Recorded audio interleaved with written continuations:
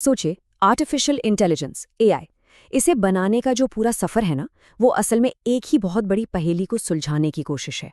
और वो पहेली है, मशीनों को कॉमन सेंस कैसे दिया जाए। मतलब वो सामान्य समझ जो हम इंसानों में होती है। तो आज के इस विश्लेषण में हम इसी कमाल की खोज की कहानी में उतरने वाले हैं। तो इस सफर में एक बहुत ही दिलचस्प मोड़ आता है। एक कंप्यूटर साइंटिस्ट ने एक ऐसा तरीका सुझाया जिसे मशीनें इंसानों की तरह अंदाजा लगा सकती हैं। मतलब अगर पूरी जानकारी न भी हो तब भी किसी नतीजे पर पहुंच सकती हैं। सोचिए ये कितना बड़ा आइडिया था।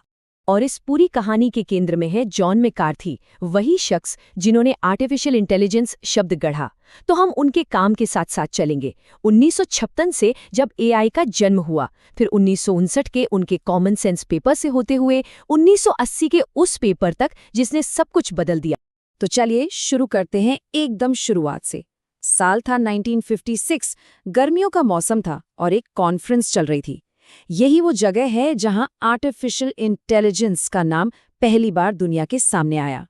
और देखिए, ये सिर्फ कोई छोटा मोटा प्रोजेक्ट नहीं था। उनका लक्ष्य बहुत बड़ा था, बहुत ही महत्वाकांक्षी। वो कहते थे कि सीखने से लेके सोचने तक इंटेलिजेंस की हर चीज को इतना सटीक तरीके से समझा जा सकता है कि एक मशीन उसकी नकल कर सके। जरा सोचिए, उस वक्त ये कितनी बड़ी बात रही होगी। तो उनके दिमाग में क्या था, वो क्या बनाना चाहते थे?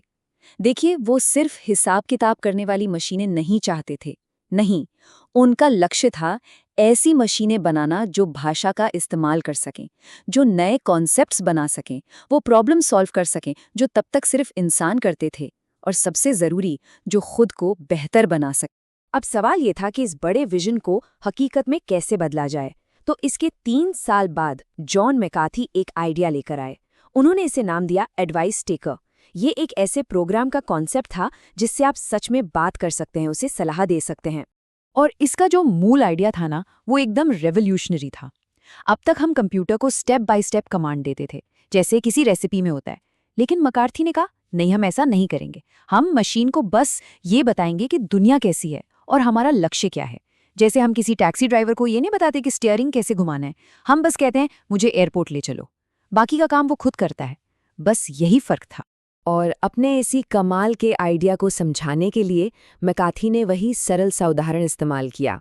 लक्ष्य है, मुझे एयरपोर्ट जाना है, बस इतना ही। अब मशीन को खुद सोचना है कि वहां तक कैसे पहुंचना है। तो ये एडवाइस टेकर सोचेगा कैसे? बिल्कुल हमारी तरह। वो अलग अलग जानकारी के टुकड़ों को जोड़ेगा। पहला टुकड़ा, मैं अपनी डेस्क पर हूँ और मेरी कार घर पर है। दूसरा टुकड़ा, मैं अपनी डेस्क से कार तक पैदल जा सकता हूँ। तीसरा, कार में बैठकर मैं घर से एयरपोर्ट ड्राइव कर सकता हूँ। और इन सबको जोड़कर वो खुद ब खुद एक प्लान बना लेगा। पहले चलो, फिर ड्राइव करो। कमाल है ना? लेकिन एक मिनट रुकिए।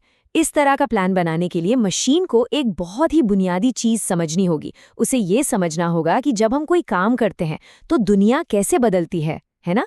एक एक्शन से हालात कैसे बदलते हैं। और इसी चीज को फॉर्मलाइज करने के लिए मैकार्थी ने सिचुएशन कैलकुलस बनाया। ये सुनने में थोड़ा टेक्निकल लगता है, पर आइडिया बहुत सरल है। इसमें दुनिया को अलग अलग सिचुएशंस या स्थितियों के तौर पर देखा जाता है। मान लीजिए सिचुएशन 1 है, दरवाज़ा बंद है।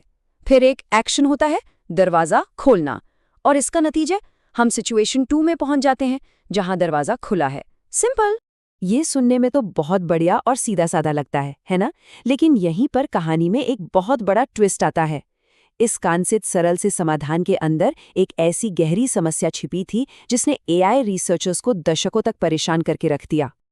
अच्छा, इस समस्या को समझने के लिए एक छोटा सा सवाल सोचते हैं। मान लीजिए एक एआई शतरंज खेल रहा है और वो एक मोहरा आगे बढ़ाता है, ठीक है? अब सवाल ये है कि इस चाल के बाद एआई को चेस बोर्ड के रंग के बारे में क्या पता है? और इसका जवाब आपको हैरान कर देगा। जवाब है, कुछ भी नहीं। जी हाँ, कुछ भी नहीं। एक मशीन अपने आप ये नहीं मान सकती कि मोहरा हिलाने से बोर्ड का रंग नहीं बदलेगा। लॉजिक के हिसाब से उसे ये साबित करना पड़ेगा कि रंग अब भी वही है। और सिर्फ रंग ही नहीं, कमरे की हर चीज वैसी की वैसी। और दोस्तों, इसी को कहते हैं द फ्रेम प्रॉब्लम। ये एक असंभव काम है। एआई को सिर्फ एक चाल चलने के लिए ये भी सोचना पड़ेगा कि क्या क्या नहीं बदला। जैसे बाकी मोहरों का रंग नहीं बदला, उनकी जगह नहीं बदली, कमरे का तापमान नहीं बदला, चांद अपनी जगह पर है, ग्रेविटी के नियम नहीं बदले। ये लिस्ट तो कभी खत्म ही नहीं होगी। और यही चीज कॉमन सेंस एआई के रास्ते का सबसे बड़ा रोड़ा बन गई। और मामला यहीं खत्म नहीं होता। इसी का एक दूसरा पहलू है क्वालिफिकेशन प्रॉब्लम। ये कहती है कि किसी भी काम के कामयाब होने के लिए जितनी भी शर्तें हैं, उन सब की लिस्ट बनाना नामुमकिन है। सोचिए, एक कार स्टार्ट करने के लिए क्या क्या चाहिए? पेट्रोल, बैटरी, टायर में हवा, और ये भी कि कहीं एग्जॉस्ट पाइप में किसी ने आलू तो नहीं फंसा दिया। आप हर चीज़ की लिस्ट नहीं बना सकते। तो लगभग 20 साल तक एआई की दुनिया इन समस्याओं से जूझती रही। ये एक बहुत बड़ी दीवार की तरह थी। और फिर 1980 में मैकार्थी एक ऐसा समाधान लेकर आए जो एकदम हटकर था, बिल्कुल उल्टा सोचने वाला। देखिए, पारंपरिक लॉजिक जो कंप्यूटर्स इस्तेमाल करते हैं उसे मोनोटोनिक कहते हैं। इसका सीधा सा मतलब है कि ज्ञान हमेशा बढ़ता है। अगर आपने एक बार मान लिया कि ए सच है तो वो हमेशा सच रहेगा। नई जानकारी आने पर भी आप पुराने नतीजों को नहीं बदलते। लेकिन हम इंसान ऐसे नहीं सोचते, है ना? हमारा कॉमन सेंस नॉन मोनोटोनिक है। मतलब हम नई जानकारी मिलने पर अपनी राय बदल लेते हैं।